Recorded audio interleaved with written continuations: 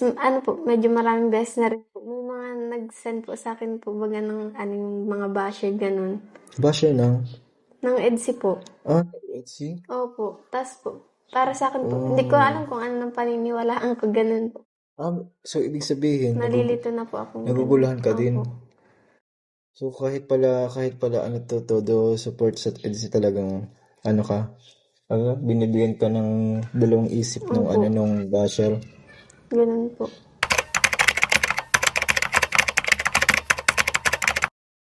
So yun na guys, good morning, good afternoon, and good evening po muli sa inyo lahat. And ito muli ang inyong lingkod, Batang LU. Tayo nagbabalik para magbigay na naman po ng isang reaksyon. And ang subject po natin for today, walang iba kundi isa sa mga tinutulungan po ni Kalingap JJ po, walang iba kundi si Charmaine. Dahil sobrang na-stress din daw siya sa mga nagsisend po sa kanya mismo ng mga paninira tungkol naman ulit sa EDSI, Kaya dahil nahihirapan na siya, dahil isa rin po siya sa mga sobrang nagmamahal din sa dalawa po, sa EDSI, ay pinuntahan na niya si Kalingap JJ para magsumbong, para mailabas ang kanyang saloobin, guys. And of course, normal lang ito sa isang tao na naghahanap ng clarification kapag ito ay naguguluhan na, And isa rin itong estudyante at nakaka-apekto sa kanyang pag-aaral. Kumbaga normal na tao. Hindi naman lahat ng tao, guys, ay talagang matibay po, at hindi naapektuhan, lalo-lalo na kapag yung mga hinahangaan po nila ay alam nilang maraming naninira, ayaw niya ng gano'n, kaya ito na siya. So, samahan po ninyo ako dito hanggang dulo, guys.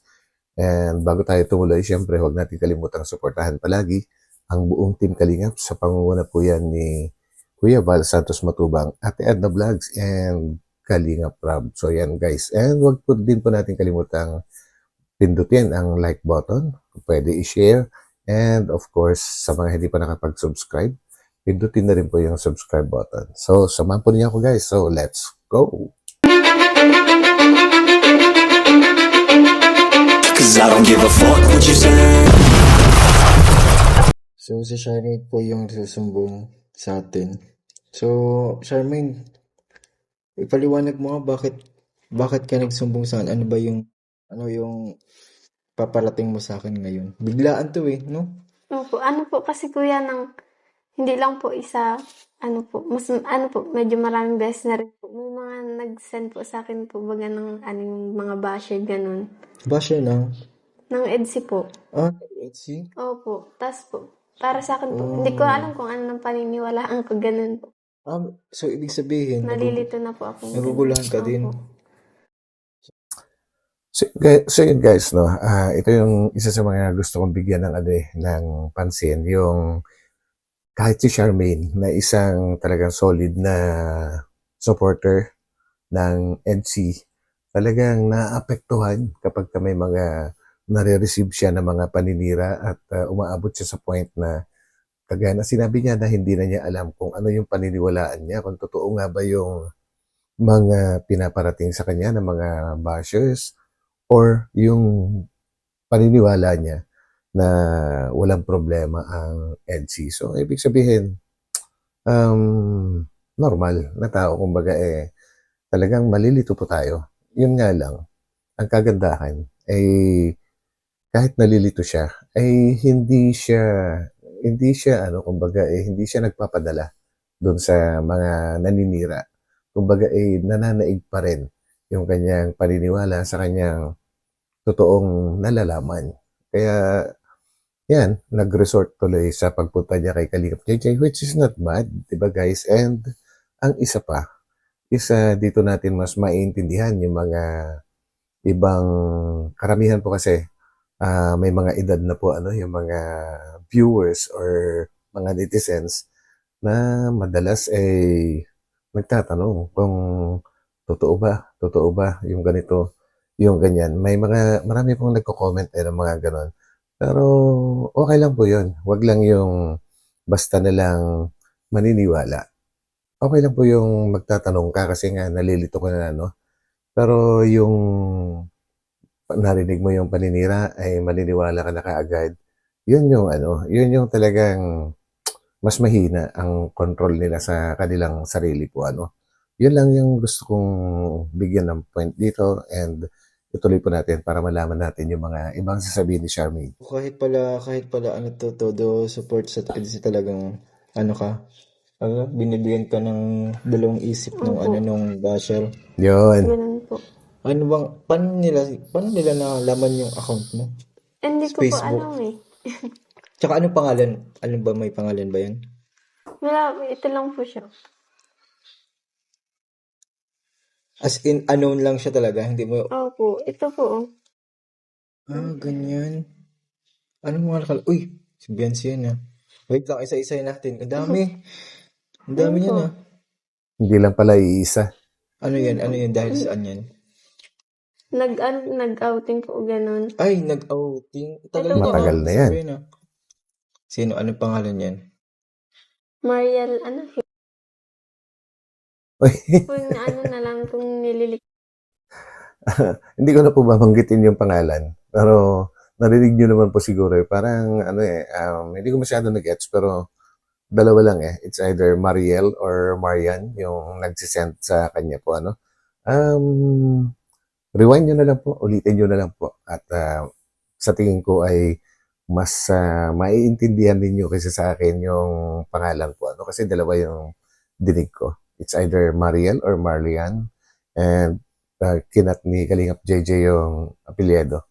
So, tuloy po natin. Po kay, kay Kuya Eds po, matagal na. Ito po. Yan siya. Parang sinisira niya po talaga yung Yung... yung Edsy. Yun po.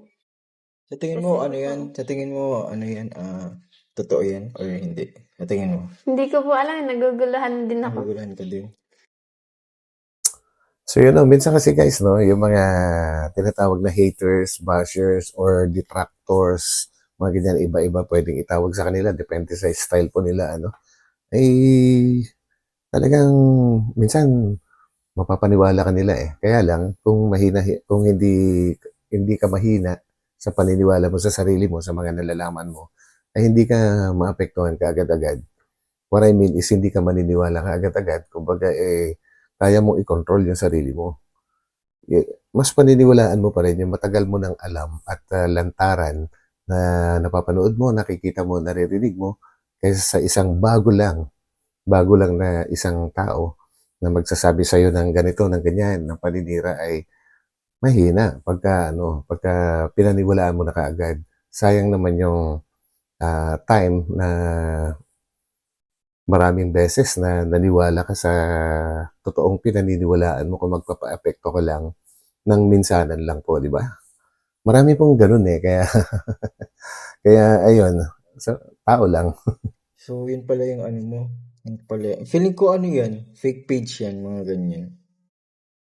Fake page yung mga yung nagsisend sa iyo. Kung nga po, tas ito pa sabi niya, jowa niya pala si Early, yak nakakahit si babaero. Grabe. Binipisyari niya pala jowa niya. Hindi naman po yung pwede. Tsaka po may EDSI na. Matagal na EDSI. Basta po ito, mahaba din siya. And of course, no, regarding early, mga chismis na ganun, pagkumparahin na lang po nila, hindi sa kay early po, pero pag tabihin mo sila and lahat po sa buong pagkatao nila, syempre, okay naman po si early, pero kung ako, ay mas pipiliin ko talaga yung si Viancy. Hindi ko po minamaliit si early, guys. Kumbaga, option mo naman yun eh. And bakit mo naman papatulan yung isang beneficiary mo na unang-una alam mong bawal, tsaka meron ka ng mahal eh. Di ba? Magloloko ka pa ba?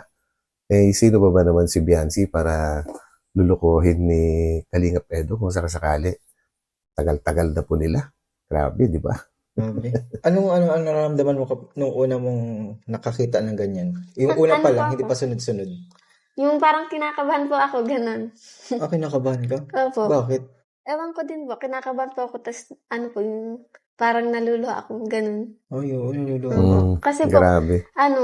pag nakakakita nga po ako ng babash, sa EDSI, parang naiiyak po ako, ganun. Kasi po, sinasuportahan ko po, tas madami pong mambabash. Tas, may mga ganun pa. Ang po, baga grabe na po, baga ang pag-edit ngayon sa mga Oo, mga AI. video, ganun. Opo, Inigang mga AI. AI, ganun.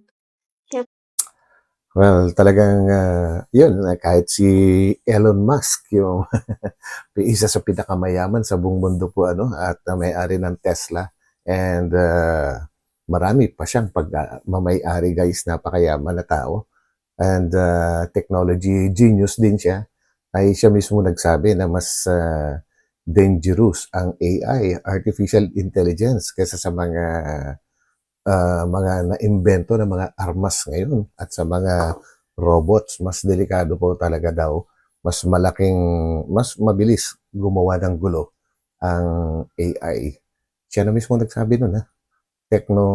Teke na tao. nakakalungkot po kasi, imbis na maging masaya po sila sa buhay ng ibang tao, tigsisira pa po nila. Binibigyan po nila ng rason para parang binibigyan po nila ng rason yung ibang tao na parang malungkot. Kasi po, minsan po baga, marami na po baga sa dami pong pambabash, parang nakaka-depress na po pagka ganun. Ako nga po, may nakita lang po ako ng bash sa sarili ko pag sa vlog po natin. Naiiyak pa ako pero hindi ko na po siya inuulit-ulit. Kasi po, pag inuulit-ulit ko, ako yung parang nasasaktan ako. Paano pa po kaya yung EDSI? Kasi ang dami-daming nang babash. Parang po, masakit po yun sa ulo pag para isipin. Yun po.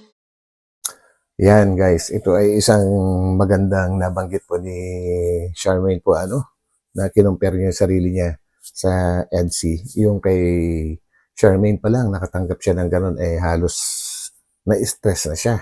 How much more? Ano ba kung paano nararamdaman ni Kalingap Edo at ni Biancy po, na talagang inuulan, binabagyo, or tinatagtad ng mga paninira at pambabash.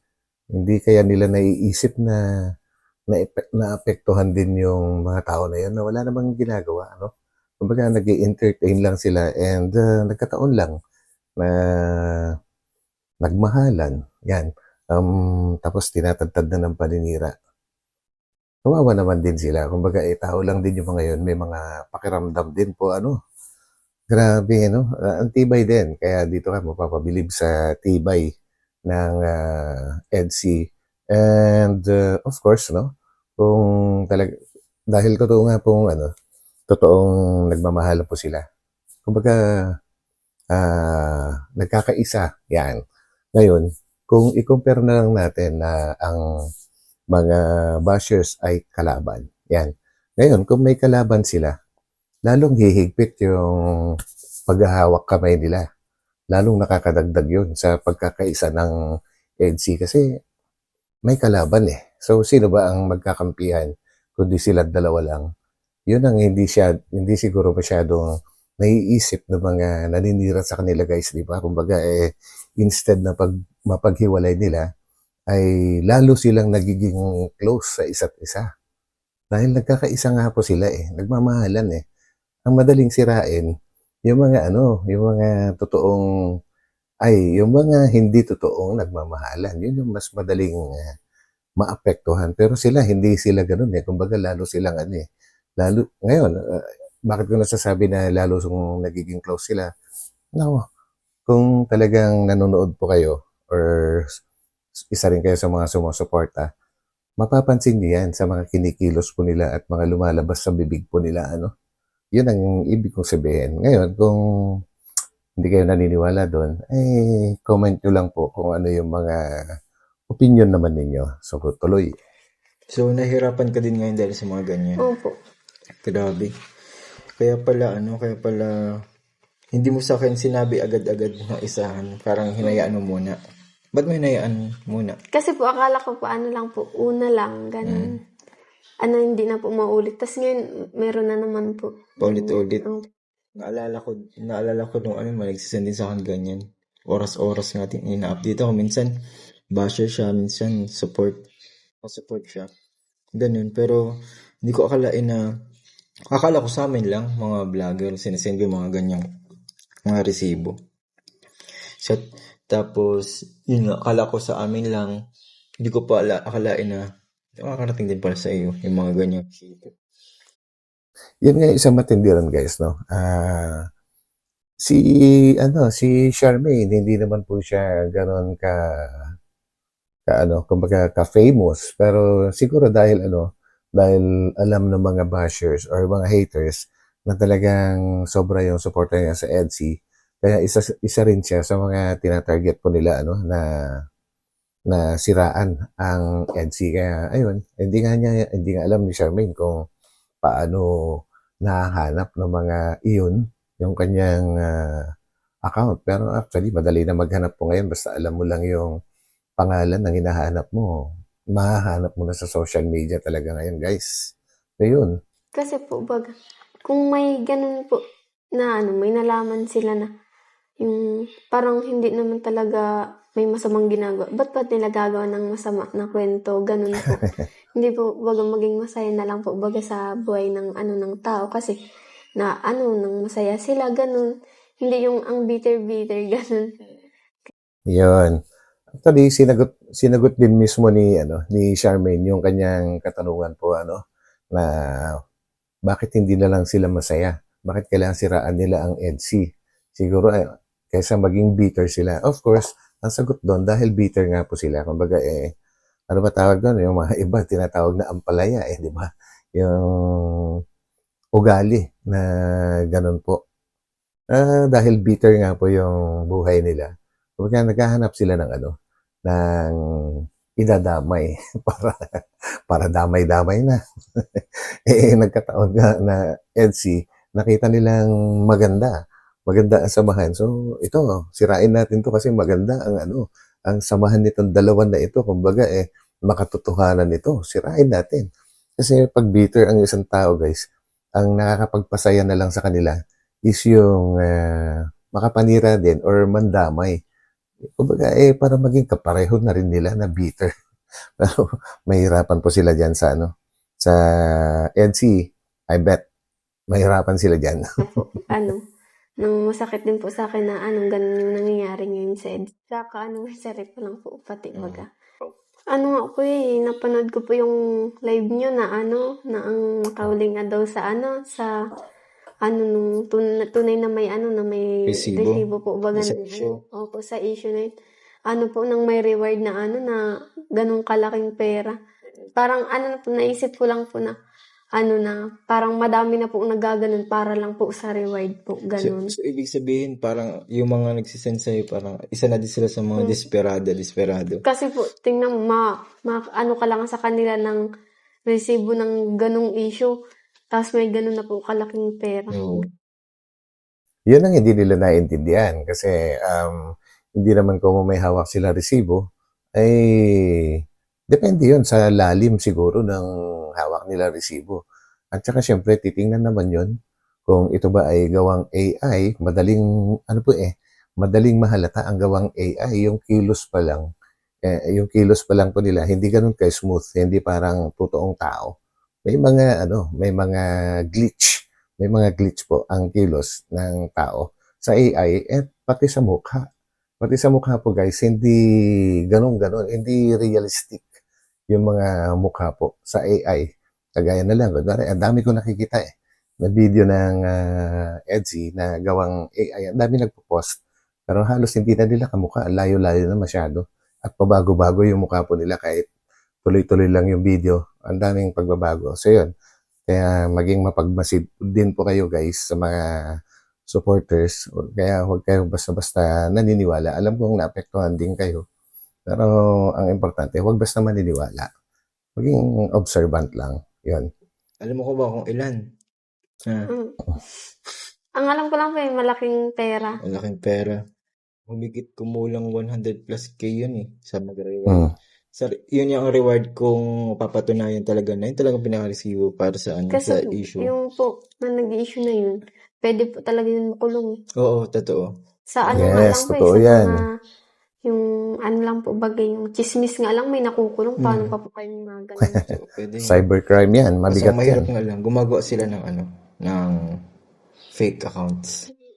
Kaya paano tayo makapaniwala na ganyan? Tapos, yung na, Actually, kung gagamitan naman ng ano, yung mga expert talaga, mas madaling makapanghuli yung mga yun kung gagamitan talaga ng mga eksperto. Pero syempre, hindi pa naman umaabot sa ganong kalalim na problema itong ganito ano. So, ang sinasabi ko pong expert guys, yung mga IT na kayang-kaya nilang i-trace yung yung ginamit lang na ano na matawag doon. Kahit cellphone number kung sa CP sila nag-upload or gumamit sila ng yung internet nila ay connected sa telepono or yung internet nila is nanggagaling lang mismo sa kanilang SIM card. Nako, ang dali po i-trace nun. So malalaman mo na kaagad kung sino nagme-may-ari doon sa number na yun, di ba? Ngayon, register na rin po natin ang mga SIM card. Ganun, nagsasubmit tayo ng mga IDs. Di ba? Kumbaga, nako, ingat-ingat. Kahit sabihin pa na fake account, pero yung mismong ginamit nila na sistema, doon sila mahuhuli. Mahuhuli kung gugustuhin. So talagang, kaya lang, magastos po yun guys So, at saka hindi pa umaabot ng ganun kalalim yung hindi pa naman life-threatening, kumbaga. So, hindi muna pag-aaksayan ng panahon ng kalingap po siguro ito. Kumbaga, alam naman natin na una-una, walang katotohanan. So, ang ano lang dyan, solusyon lang dyan, huwag na lang pansinin. Yun, tapos na kaagad, di ba? yung nakikita mo pa, nababasa ko, nakita ko nga na ano, parang nililink kay Early. Parang hindi Si naman ano po, totoo. Sir Early, ano po, Kabait-bait niya sobra. kabait-bait Di niya ba po. na-encounter mo na yun, di ba? Ang genuine niya, ganun. Mm. Kasi, hindi naman, ano yun, yung parang imposible naman na mangyari yun. Ganun. Kasi, Kaya, ayun, madalas nakakaawa din si Early po, dahil nababash din po yung tao na ginagawa nila ng kwento about sa kanila ni Edu, which is para sa akin lang, kung ako lang, ewan ko lang sa iba. Kung ako lang, malayo na gagawin ni Kalingap Edu yun. ang support niya sa EDSI, tapos ganun. Hmm. Hindi naman yun mangyayari. So, yun pala yung concern mo ngayon. Opo. Na ginugulo ka ng mga basher din. Mga ganyan. Pagka ano nga po, inaano ko na lang, nire-restrict ganun, binablock. Ganun. Kasi, Alam niyo guys, kung bakit nasabi ko na imposibleng mangyari yung tungkol kay Kalingap Edu tsaka kay Early. Kasi ang daming ang daming mawawala sa kanila. Si Kalingap Edu, ano ba yung pinagkakakitaan niya? Sa YouTube, di ba? At kabawal-bawalan din sa sa isang rule ng Kalingap, yung patulan mo yung isang beneficiary mo. And si Early naman ay beneficiary ni Kalingap Edu, which is nakakapag-aral siya.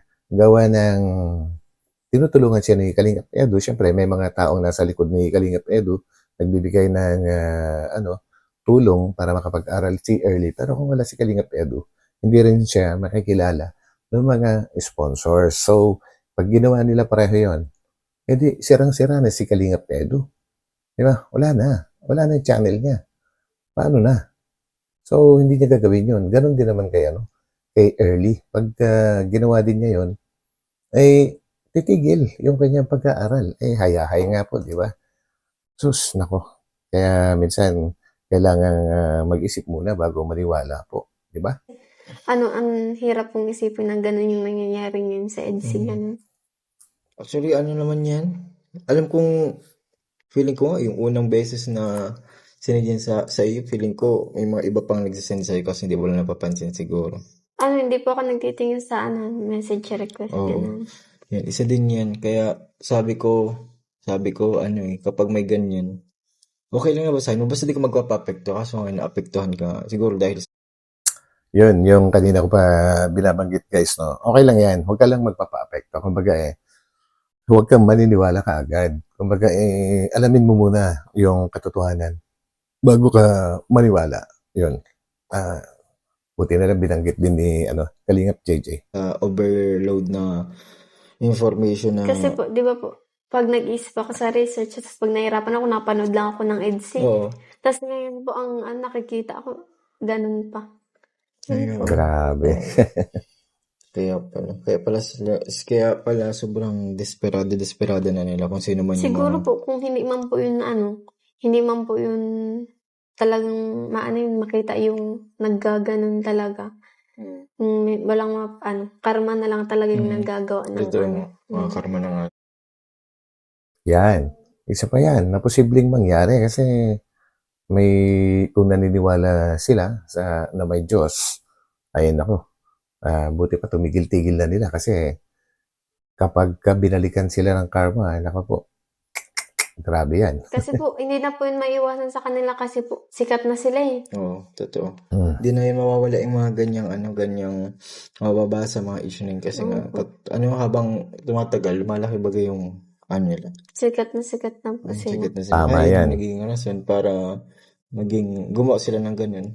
Sabi ko nga sa live ko meron talaga yung meron yung, parang sa triangle baga, sa Tatsulok, alam mo yung kantang Tatsulok.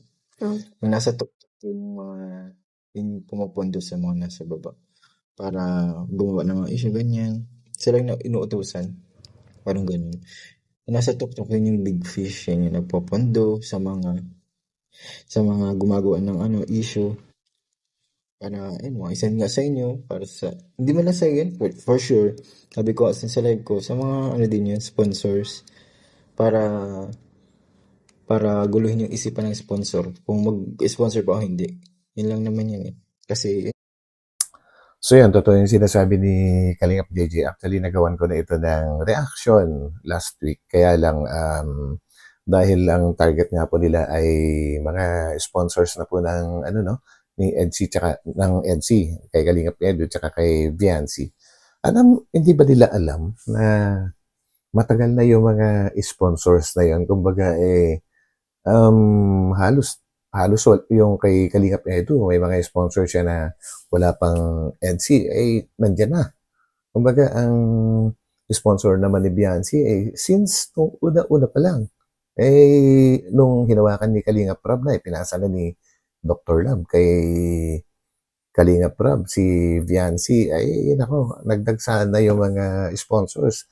So, tingin ko, yung mga naninira, hindi nila alam, wala silang alam. Kumbaga, mga baguhan lang sila sa Kalingap po, Hindi nila alam yung totoong kwento ng pagdating sa mga sponsors. Oo, may mga bago, pero hindi naman ganun ka, yung mga bagong sponsors. What I mean, hindi naman sa pangmamaliit, pero yung mga big time sponsors ng EDSI, matatagal na talaga yung mga yan. Kumbaga, hindi nga sila nagpapakilala, karamihan sa kanila guys Wala silang mga social media. Hindi sila, talagang gusto lang nilang tumulong. At nakita nila si Viancy, since nung unang vlog pa lang, ay nakita na nila na karapat dapat tulungan. Kaya sila nag-share ng blessings para kay Viancy. Ganun po yun. Tsaka hindi rin tanga yung mga sponsors. Yumaman na nga po sila ng ganun dahil sa talino po nila Tapos, paniniwalain lang ng mga ganyang klaseng paninira. I doubt. Hindi ako naniniwala na maapektuhan yung mga talagang tunay na sponsors Hindi meron din kasing ibang sponsors na nag-i-sponsor lang para gamitin ang kasikatan ng kanilang ini-sponsoran kasi dyan sila mag-i-start kahit nung umpisa, kahit sabihin natin wala pa silang YouTube channel nung nag-umpisa silang mag-sponsor, pero nung nakapasok na sila sa isang love team na sikat, doon na sila nag-uumpisa na magkaroon ng YouTube channel hanggang sa, alam niyo na, I'm sure, alam niyo itong mga kwentong ganito, meron na mga sponsors na umalis, may pinaalis dahil sa mga ganyang kwento dito sa Kalingap. So yun po, pero yung mga sinasabi ko, na mga totoong sponsors ng EDSI, mahirap tibagin yun. Sa pagluloko. Maniwala Pero kayo. yun nga, hindi naman yun, hindi naman yun mananalo yung mga Kasi issue po, na di yun. ba po, yung mga sponsor po, syempre pag nakita nila yun, madidisappoint sila. Hindi maano na sila. So, ano po, siguro po, gusto po nilang mawala ng sponsor sa Ate Bian. Oo, mga Kasi ganun. madami At saka yung mga sponsors, no? Yung mga big time sponsors. Madalas po nilang makausap yung mga tinutulungan po nila. Nag-uusap-usap po yung mga yan, and I'm sure may mga GC sila kasama yung duda ko lang naman na meron silang GC, which is not bad kasi kailangan na talaga nilang ng direct na communication at wala namang kunwari, nagpapaaral ka ng isang beneficiary, kailangan mong malaman kung ano ba yung mga nangyayari sa kanya. Kailangan matanong mo siya directly. Hindi naman po siguro masama yun, guys, no? Unless ang pinagbabawal lang naman dito sa Kalingap ay yung isang beneficiary na tumatanggap ng blessings directly sa sponsors. Yun po yung kabawal-bawalan talaga. Kahit marami na pong ganun na kwento dito. Kaya yung mga yon nawala, yung mga beneficiaries na yon nawala na rin sa Kalingap. So yun guys, iba naman po yung iba naman yung mga sponsor ng EDSI. Malaki po yung pagkakaiba nila. Di ba guys? kumbagang nagsasabi na, mas madami pa diyang deserving, ganito, Oo, ganyan, oo. na kay Ate Bian. Ganyan po. Wala man po silang magawa kasi sa tingin po ng mga sponsor, si Ate Bian po talaga yung karapat-dapat. Kasi, tingnan mo po, kagaraganda ni Ate Bian, nakita po naglalaba, talagang masika po siya. Kaya, Well, na-explain ko na kanina yan. Gusto ko lang ulitin ng pahapyaw. Ang nagustuhan ng sponsors kay Biancy ay yung pagiging totoo nila na tao at saka yung kalagayan nila dati na talagang parang pwede na sabihin halos mas mahirap pa sa mahirap dati, di ba? Kita niyo naman yung kanilang sitwasyon before. Yan po yung diyan yung damdamin ng mga tumulong sa kanila, which is nagdagsaan nga. Mahirap yun. Mahirap siraan yung mga yun kasi mula umpisa pa yun nakilala na nila si Biancy. Kagaya ng nabanggit ko rin, madaling siraan yung mga yung mga baguhan lang na nag-i-sponsor. Yung mga hindi totoong sponsor, mga nagkukunyari lang. Marami yan dito sa Kalingap, guys. saka pera din naman kasi nila kung saan nila gustong gastusin. Opo. Pinagtrabahunan, pinagpawisan, Sila po yung pinagpuyatan. nagpakahirap. Oo, yan, nagpakahirap. Ayun yun pala. Anong ginagawa mo ngayon para maibsan yung mga yan? Ano po? Ngayon na, sabi mo na sa akin, anong pakiramdam? Parang nagluwag-luwag na po kasi po, may napaglabasan na po ako ng, sa Okay. incident po. Okay, mas okay yun. Medyo lumuwag Good. yung pakiramdam mo kasi talagang yun, masakit talaga yan sa ulo. Yung isipin yung ganyan. Kaya, yun. Sa mga, patuloy nagsisend kay Charmaine kung sino man po kayo. Di ba, wala man pangalan, Wala. Parang talaga? Siya, yung parang tuldok lang pangalan. Oo, ganun. ganyan. Wala nga. Grabe. Tapos po, pag titingnan ko na po kung sino nag-send, nakaano na po yung something went wrong. Oo. Yun na. Ang galing nila na. Minsan po, naka-private account. Mm. Tapos di ba po, sinend na nila, ibablock ka na nila. Ganon. Merong hindi ko alam kung sa iOS lang, sa mga Apple users po meron na pong settings yan na one time lang na pwede kang mag-send and pag nakita na niya, na-open na niya, and pag inulit niya ulit, hindi na niya makikita ulit. Nasa settings po ng gadget po yun, guys. Sa iPhone, kahit sa iPad, basta sa iOS, meron pong ganong settings. Ewan ko lang sa ibang brand ng gadgets kung may ganun ding settings, guys. Pero, ayan. Hindi natin patagalin yung mga ganyan. Basta, naisabi mo na sa akin, alam na nila. Tapos, maging aware din yung iba na maging kagaya mo. Kapag mayroong ganyan, dapat, magtanong kung totoo ba. Tama, yun. Pero hindi yan totoo. Kasi, may tiwala tayo kay Kalinga Pedro sa kanilang dalawa. Kung ano ba yung meron sa kanila, kung ano nakikita natin, pinagtitiwalaan natin, di ba? Hindi yung gagawa tayo ng kwentuhan. Exactly. Tsaka hindi po yan tatagal si Ate Ben tsaka si Kuya Edo kung ganun po ang ano nila. Oo. Correct. Kaya, Kasi malakas po pakiramdam ng babae. ganun, instinct. Instinct. 100% true ang instinct. Grabe na. Mm. So, ayan. Dahil sakto nandito ka, bigay ko na din yung yung pinabigay kayo. Ayan po. Kay Ma'am Queenie Love for sharing and kay Ma'am Christine. Ayun, shoutout po sa nagbigay kay Charmaine, kay Ma'am Christine Bognot. Shoutout po at tinutulungan niya po si Charmaine. Isa po yan sa mga deserving din na matulungan. Napakabait po ni Charmaine. At nagsusumikap din po yan. Maraming ginagawang paraan.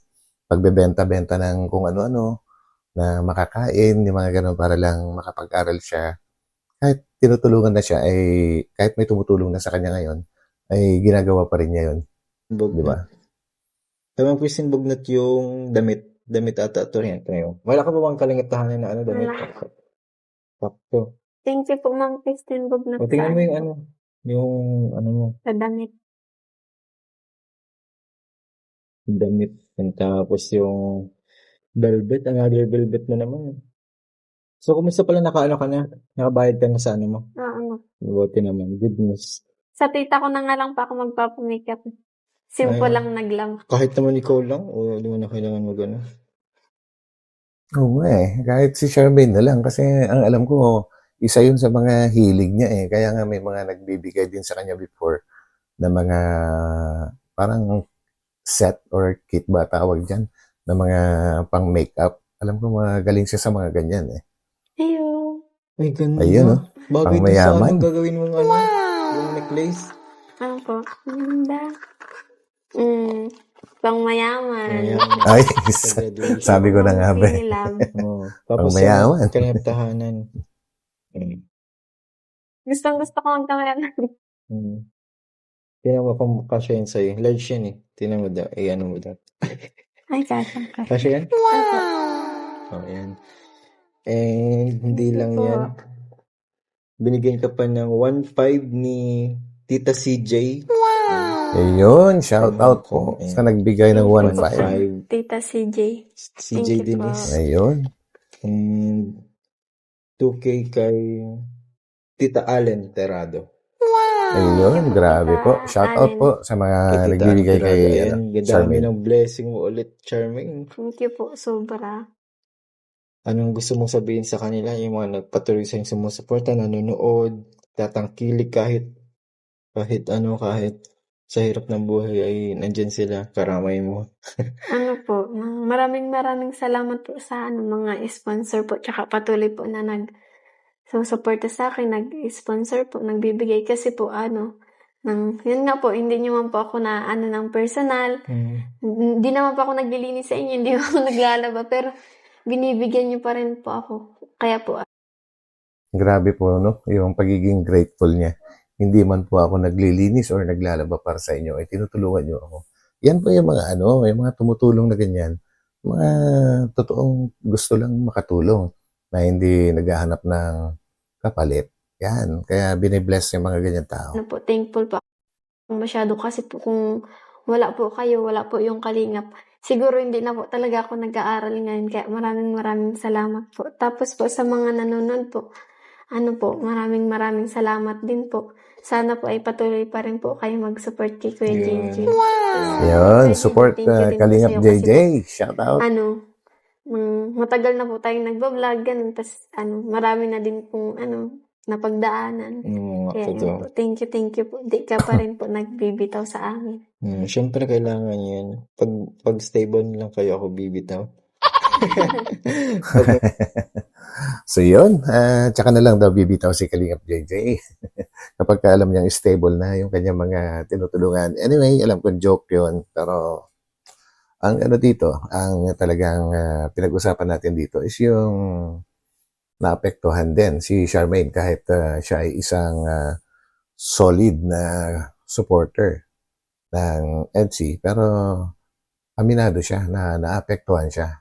Dumadating siya sa point na nalilito siya kung sino yung paniniwalaan niya, kung mga naninira ba o yung kanyang nalalaman na matagal na yung kanyang sariling paniniwala. So, ang importante lang po dyan, oo, darating tayo sa time na nalilito tayo, pero ang importante dyan is huwag basta maniwala. Alamin muna natin ang katotohanan. Yun ang importante. Di ba guys? So, isang magandang aral ang na-share ni Charmaine po dito ngayon. So, yan. Guys, hanggang dito na lang ulit. And maraming salamat po sa pagsama ninyo sa akin muli sa aking reaction video na ito. And sana kung nagustuhan nyo ulit ito ay kalimutang pindutin yung like button. And magkita-kita tayo ulit sa aking susunod na upload. So, God bless po sa lahat. Bye-bye.